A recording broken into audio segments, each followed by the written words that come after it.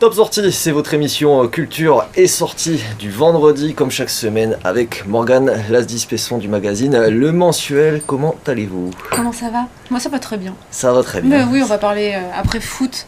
Après le foot, on va parler spectacle, c'est parfait. Eh ben, avec plaisir. Avec également Anthony Vinadocchio. On peut corriger si je ne le prononce pas. C'est mieux qu'au collège. Voilà, parfait. Anthony Vinadocchio, vous êtes artiste et vous produirez, je ne sais pas si c'est le terme exact, mais à Tourette, dans le Var, le 29 juin pour cet événement qui revient chaque année, les arts au cœur du village. On en parle dans un instant. En tant qu'organisateur. Mais d'abord, l'interview de la semaine avec Morgane. C'est ça, l'interview de la semaine, c'est Didier Morville. Alors comme ça vous dit peut-être rien. Si je dis Joey Starr, Joey Starr, on connaît voilà, bien. tout de suite. Alors Joey Starr, évidemment, on le connaît tous pour NTM, on le connaît comme rappeur, donc avec NTM en solo. On l'a rencontré l'an dernier au festival de télévision de Monte-Carlo qui revient du 13 au 17 juin, donc à Monaco cette année. Alors en effet, en 40 ans de carrière, ça ne nous rajeunit pas, toi vous n'étiez pas né, voilà, en 40 ans de carrière, on l'a vu passer un petit peu par toutes les facettes. Donc il est auteur, dernier ouvrage, ça s'appelle Super Tanker, c'est un roman graphique. On le connaît maintenant metteur en scène, acteur au théâtre, acteur au ciné, bien sûr, on va penser à Police, on le connaît également maintenant, et bien en tant qu'acteur à la télé. Son dernier projet qui est encore en cours, puisque la 3e saison, je crois que c'est la 3e, j'espère que je ne dis pas de bêtises, revient, ça s'intitule Le Remplaçant. C'est une idée originale à lui, il y tient le rôle principal, donc c'est le rôle d'un prof qui va venir en remplacement dans des établissements. Évidemment, il est anticonformiste, il va plus apprendre à ses élèves l'existence, la vie et ses difficultés, plutôt que simplement ses cours habituels. Au festival de télé, on l'a rencontré parce que, au-delà de présenter sa série, il vient en tant que membre du comité de présélection. Donc c'est une mission dans laquelle il s'engage chaque année. Donc on pourra le revoir cette année. Et puis, autre casquette, on va le retrouver un petit peu derrière les fourneaux du 24 au 27 juillet au Nice Jazz Fest à la Merenda. Donc c'est le village du Nice Jazz qui va nous accueillir. Il sera entouré de grands chefs parce qu'il est aussi passionné de gastronomie. Voilà, en fait, il a toutes les qualités. Enfin, je suis une vieille bête, je suis né en 67, donc j'ai grandi avec la télé. Donc je suis aussi allé dans ma jeunesse au cinéma, mais la télé était quand même cette fenêtre sur le monde qui était dans le salon chez mes parents.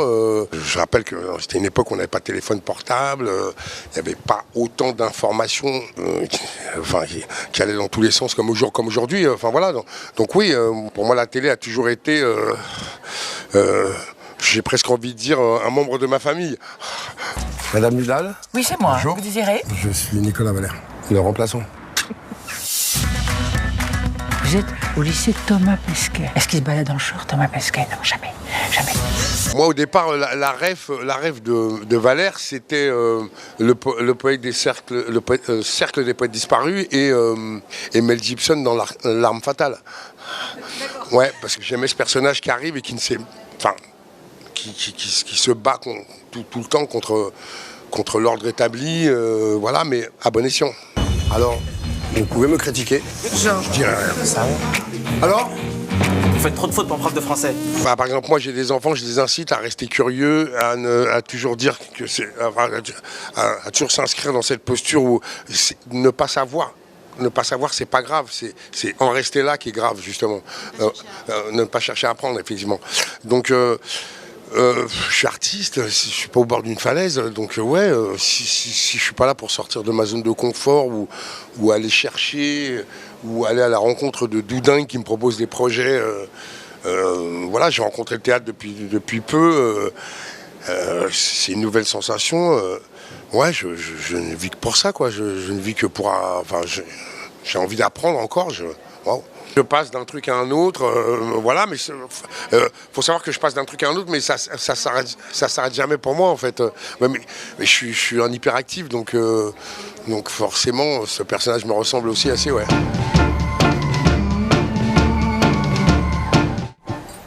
Un personnage haut en couleur, hein. Des couleurs, il va y en avoir justement à Tourette dans le Var le 29 juin, je le disais en introduction, 21e édition des arts au cœur du village de Tourette. D'abord, qu'est-ce que c'est que cet événement ? Exact. Alors, 21e Bonne édition. Ouais, non, c'est donc une rencontre entre artistes, amateurs et professionnels, et ouverte à toutes et à tous, un événement familial mis dans le village de Tourette qui est à la base un musée à ciel ouvert, donc vraiment axé sur l'art.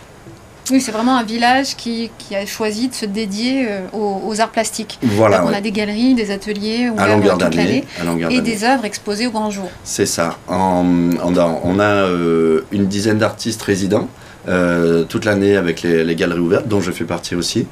À côté de ça, il y a plein d'animations toute l'année, dont celle-là, les Arts au cœur du village. C'est une animation quand même majeure dans le pays de Fayence au niveau artistique. C'est un événement labellisé culture et on attend entre 800 et 1000 personnes sur chaque événement.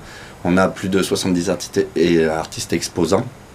Et cette année, on a mis en place, parce que comme vous l'avez dit, c'est la 21e édition, on essaye de l'actualiser un peu en mettant un petit peu du street art dedans. C'est ça aussi, l'équipe a changé. Oui. C'est un festival qui avait été créé par Chantal Verger, qui est peintre à Tourette. C'est ça. Et c'est vrai qu'avec Jessica, vous avez repris tous les deux cet événement. C'est ça. Donc vous êtes aussi plus jeune. Donc ma collègue, Jessica Montagnani. Voilà, donc il y a aussi cette volonté de renouveler l'événement. Oui, voilà, histoire d'actualiser l'événement. On garde toujours les expositions d'artistes en peinture, en poterie, en mosaïque, sculpture, tout, voilà, on est vraiment ouvert. photographie. On n'a pas un comité de sélection. Nous, notre but, c'est de diffuser l'art, d'être diffuseur et d'avoir cette dynamique. On a aussi, donc en plus du street art, on élargit un petit peu notre proposition, on va vers les arts vivants. On va faire par exemple, pour aller vite, les placettes musicales. Dans le village, il y aura 4 placettes musicales. Il y aura aussi des conteurs et également, et on est très content d'avoir changé la date, c'est cette année, le 29 juin. On a l'exposition des Bambinos. Voilà, ça nous tenait à cœur de faire toucher du doigt un petit peu tout le process artistique qu'il y a pour les artistes exposants, de créer quelque chose en partenariat avec l'école de Tourette, de leur proposer, donner l'opportunité de faire cette démarche, créer, installer et pour vendre ou se confronter au public en tout cas, et voilà, de proposer ce process aux enfants. Ça fait partie des nouveautés. C'est bien parce qu'on va tout retrouver en fait. Il y aura autant de la peinture, des sculptures. Oui. On essaye de faire un melting pot, voilà, là-dessus. On prend le risque de le faire parce que on peut dire c'est pas ciblé, mais quand même, c'est les arts au cœur du village dans toute sa globalité. Oui, puis il a raison sur ça, c'est que c'est un lieu qui est très charmant. C'est vrai qu'on vient passer la journée. On vient vraiment flâner dans les rues, on découvre de l'art, certaines choses vont nous plaire ou pas. En tout cas, on va passer la journée en famille, entre amis, manger un morceau. Voilà, à chacun d'y trouver son intérêt, de fouiller un petit peu, de trouver son coup de cœur. Il y a des ateliers également, on va pouvoir participer. Il y a des ateliers, exact, merci de me le rappeler. Il va falloir les organiser. J'ai du boulot. Non, il y a des ateliers, il va y avoir comment on appelle ça, du live painting, des artistes qui vont se produire en live aussi, des tourneurs sur bois, voilà, des performeurs. Voilà, ça va être une journée dynamique. Il faudra flâner, il y a des endroits dans des food trucks et des restaurants ouverts. Et voilà, à côté de ça, on espère que ce sera comme, là c'est la 3e année qu'on organise, tout se passe bien, que ce sera encore une année réussie. D'ailleurs, je profite de cette parole sur le plateau. On peut encore participer. Enfin, si on est artiste, si par exemple je me mets à faire des œuvres. Ouais. Alors il faut que je me dépêche. Voilà, il faudra aller très vite, voilà, en faire plein de toutes petites. D'accord. Alors j'ai un talent qui me tombe dessus. Alors pour participer, il nous reste des places et quand bien même il ne nous en resterait plus, c'est un village à ciel ouvert, exactement, et on peut pousser les murs et dans les ruelles, on trouve toujours des petits recoins pour installer des artistes. C'est ça qui fait la beauté du geste et la beauté de cette organisation, c'est que c'est un petit peu, voilà, c'est à ciel ouvert, c'est dans les ruelles. Donc là, il faut que je vous donne l'adresse. On peut contacter l'association via Facebook, par exemple. Via Facebook, la page, c'est Les Arts au cœur du village 2025. Et l'adresse internet, qui est le premier pas vers le process pour recevoir le dossier d'inscription, c'est organisation.acv@gmail.com. Je m'en suis souvenu. Pas mal. Et tout le monde est le bienvenu. Bien sûr. En comité de sélection, on est très ouvert et on privilégie la diversité. Vraiment. Et on a vu que ça a matché. Parce qu'il y a des artistes qui sont plus professionnels que d'autres. Ils mettent leur ego de côté à un moment donné et on a eu des retours très agréables en confrontation publique et artistes un petit peu. Nous, de notre côté, on a été fiers avec Jessica de proposer une section première exposition, par exemple. Et c'est bien parce que peu importe le parcours de l'artiste après dans son chemin de vie, cette première exposition, nous on est fiers de pouvoir la donner en opportunité. Donc c'est un peu le rôle de l'association, être diffuseur d'art. Oui, ça démocratise l'art. Ouais, complètement. Au large sens du terme. Et ça permet aussi de mettre la lumière sur vos savoir-faire, parce que cet événement, vous l'avez dit, on attend de nombreuses personnes, un peu plus d'un millier. Oui. Vous êtes à Tourette toute l'année en fait, donc ça veut dire que derrière on peut revenir, on peut aller Bien dans vos sûr. galeries, etc. Exactement. Et là, en partenariat aussi avec tous les artistes du village, donc c'est les artistes résidents qui, eux, ont les ateliers ouverts toute l'année. Pour l'événement, ils seront aussi là. Ils aident aussi au quotidien sur l'événement. Et voilà, ça fait une espèce de petite famille, de fraternité. Et on ouvre notre village au public. Et on est fiers de ça, ouais.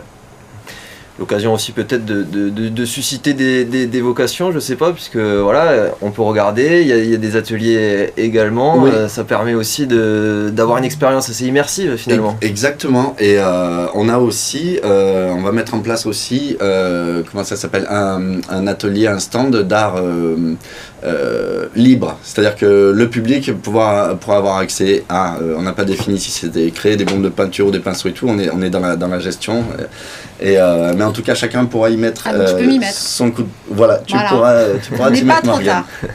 Très volontiers, avec une petite signature, le mensuel en dessous. Évidemment. Si tu veux. Bien sûr. Bon, moi je serai là juste pour contempler. Tu vas venir faire un reportage. J'ai pas de talent caché à part le journalisme, mais Bah, en c'est tout cas, déjà ça fait partie. ça sera avec plaisir. Les arts au cœur du village à Tourette, dans le Var évidemment. Ce sera le 29 juin. Merci d'avoir Tout été à avec fait. nous, Anthony Vignado. Merci à vous Vous pour êtes l'accueil. artiste, on le rappelle. Et on va passer à l'agenda de Morgane.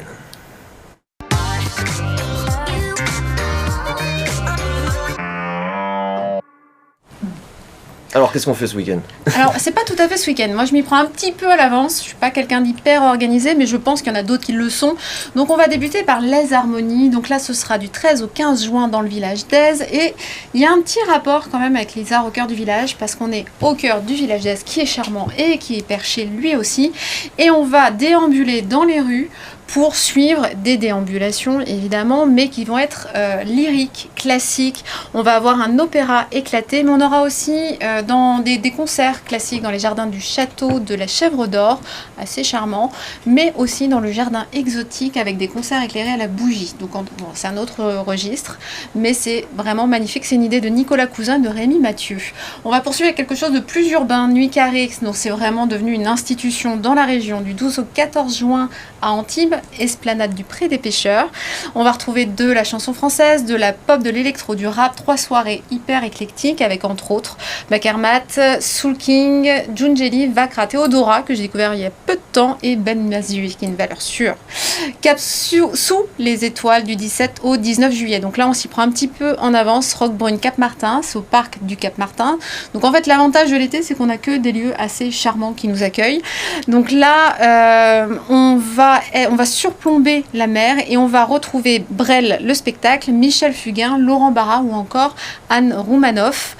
Et puis je propose qu'on poursuive avec les musicales Dans les vignes de Marie-Jeanne Chauvin. Donc là on a du choix, c'est du 1er juin au 28 septembre, c'est dans toute la région sud. 52 domaines viticoles vont nous accueillir pour une centaine de concerts. On a tous les styles, du classique, du gospel, du jazz manouche, des musiques latines, du world. Voilà, c'est vraiment très très éclectique. La programmation est hyper dense. C'est un travail colossal qu'elle nous propose et on peut déguster du vin, profiter des étoiles, des paysages et écouter de la bonne musique. Le cocktail parfait, à consommer avec modération, évidemment. Oui, pas la musique, mais Pas la musique, évidemment. la dégustation. Merci Morgane beaucoup. pour ce beau programme. Merci à toi. Top sortie, c'est terminé. On se retrouve sur BFM Nice Côte d'Azur. L'information continue.